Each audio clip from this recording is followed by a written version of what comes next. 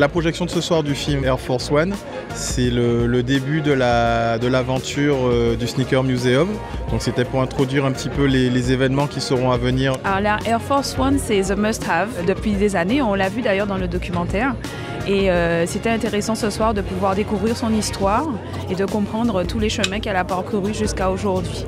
Tu peux aimer plusieurs modèles, tu peux aimer plusieurs marques différentes.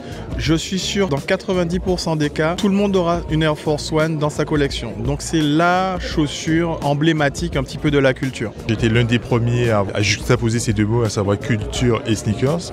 Parce que pour moi, la culture sneakers, c'est pas juste une consommation intempestive de chaussures, c'est bien plus que ça, c'est une inspiration, c'est une manière d'être soi-même, d'une certaine manière. Je remercie vivement le conseil départemental d'avoir mis en place cette soirée qui a été très enrichissante pour tous ces passionnés. Je serai présente également à l'exposition qui aura lieu demain du Sneakers Museum. Demain, je serai là toute la journée pour justement être dans le questionnement avec vous, à savoir vous expliquer l'histoire des marques, une histoire totalement méconnue qui est faite de designers, qui est faite de faits politiques, de société, de technologie, de design, de cinéma. En fait, on va faire une petite rétrospective de l'histoire des sneakers emblématiques avec une scénographie qui va conduire les visiteurs à découvrir la culture à travers les modèles qui ont été prêtés par des passionnés, des collectionneurs locaux.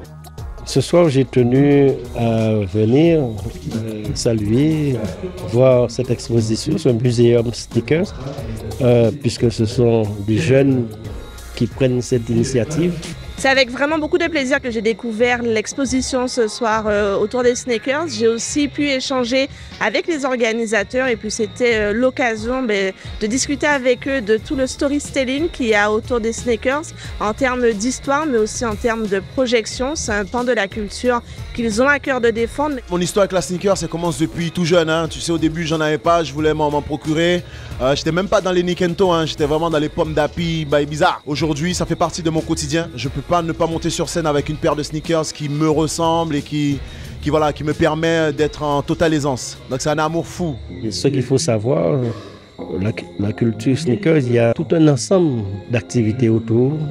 Ce n'est pas uniquement donc des paires de baskets qu'on présente, c'est le sport, mais c'est une forme aussi de communication. On a pu voir qu'à l'initiative des Guadeloupéens, qu'il y a eu des paires de baskets célèbres, Marie-Josée Perret, des basketteurs également, mais que dans ce domaine que les Guadeloupéens sont des précurseurs. J'ai créé une paire qui s'appelle la Bondame en Jacques. C'est une paire que j'ai créée avec une marque américaine qui s'appelle Soconi, mais les gens ont su se l'approprier et vraiment maintenant l'appeler la Bondame en Jacques. C'est une très bonne chose. En plus, c'est très authentique. Bondame en Jacques, tous nous connaissons et nous connaissons quelle saveur que le Bondame en Jacques peut donner. Donc aussi, au niveau esthétique, c'est une très bonne chose. Et félicitations à lui et fier pour la Guadeloupe. Encore aujourd'hui, beaucoup de monde me demande la paire.